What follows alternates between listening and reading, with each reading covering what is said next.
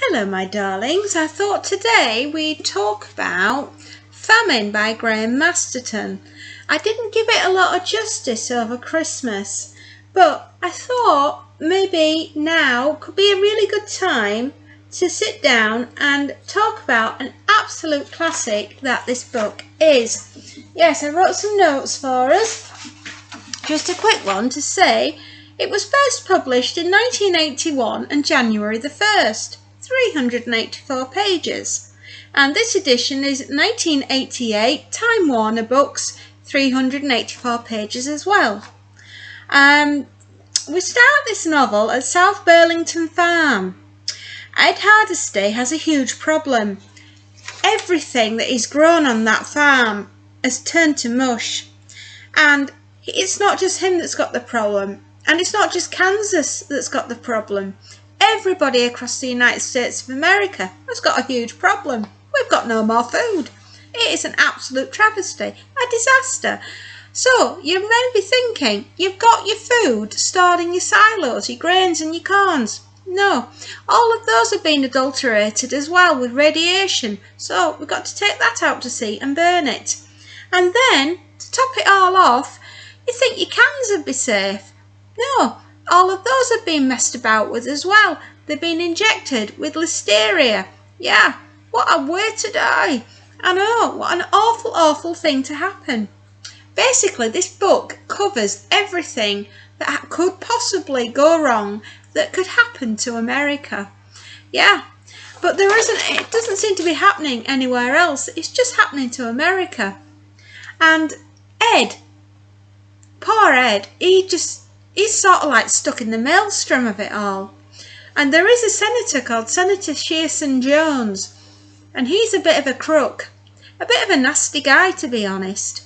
And unfortunately, Ed gets embroiled with him, and they end up setting up this charity for farmers, for people to give money to so that they can weather the storm and they can regrow some crops next year, but there won't be anybody growing anything.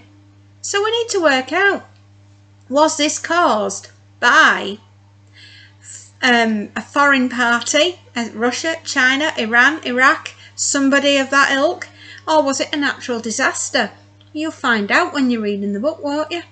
There's some fantastic murder scenes in here, and people in America fighting for the food. Oh my goodness me. There is one poor unfortunate family who eat salmon cakes for tea, and then they're found by the neighbour, and unfortunately everybody has died either vomiting to death or chronic diarrheaing to death. What a way to go, honestly, poor family. But they're just like thousands of other families across America who have eaten adulterated food. So I can imagine preppers all over America are now going to be checking out their tins to see if they've got any tiny little pinprick holes. It's got quite the twist to it, this novel, and it hits you. You don't expect it. It's quite shocking, and it's towards the end of the book. And I will say one thing about Shearson Jones is, although he's a baddie in the beginning, he turns to a goodie in the end, and he doesn't deserve what happens to him.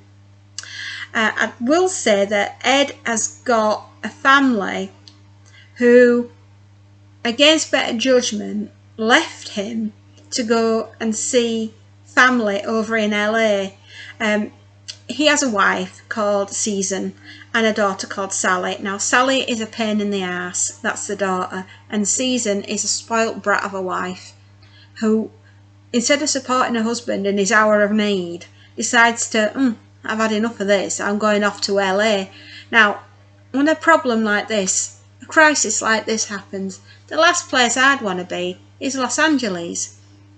But poor old Ed, after losing all his crops, finding out that Shearson Jones is an absolute charlatan, has now got to drive all the way across America in a country that's tearing itself apart because there's no food. And there's no leadership coming from Washington either, because, well, let's face it, there's nobody left alive in Washington to sort this out. They've all died, yeah, because of the famine. And So poor Ed has got to travel all the way across America to go to LA to find his family, only to find out that they're held up. Yes, it is hell. They're holed up in a supermarket, and nobody can get near the supermarket because there's a mile of people trying to get in, and what a nightmare. And this happens to be the only supermarket in the whole of America that has got anything left worth eating. So you can imagine, it's a bit of a mecca. Anyway, he does manage to rescue his family, and we are left with quite the ending. It's not the ending you would expect. It really isn't. I'd definitely give it a solid 10 out of 10. You're going to have an absolutely fantastic read. It's good fun. It's exciting. I love it. There are some very scary scenes, especially the shooting scene in the delicatessen between the Greeks and the would-be shop looters. That's really vicious. So yes, get yourself a copy. They are still widely available, because I picked this one up on Amazon for not so much, about a tenner I think it was. Yeah, well, it's something like $6.99. I might have paid a little bit more than a tenner actually, thinking about it. I probably did. I can't remember what I said actually, how much I purchased it for. But anyway, you can get them on Amazon, so I would recommend this. It's comes highly recommended to preppers out there.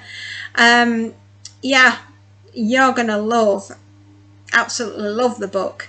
It's quite scary, and it makes you think, have I got enough food? And I should imagine everybody will be wanting to make a trip to the supermarket once they've read this book. So happy readings, my darlings, and do enjoy this. I really want you to enjoy it. And I'll say what I always say. Take care of yourselves. Happy readings, darlings. And if you like what I do, give me a thumbs up.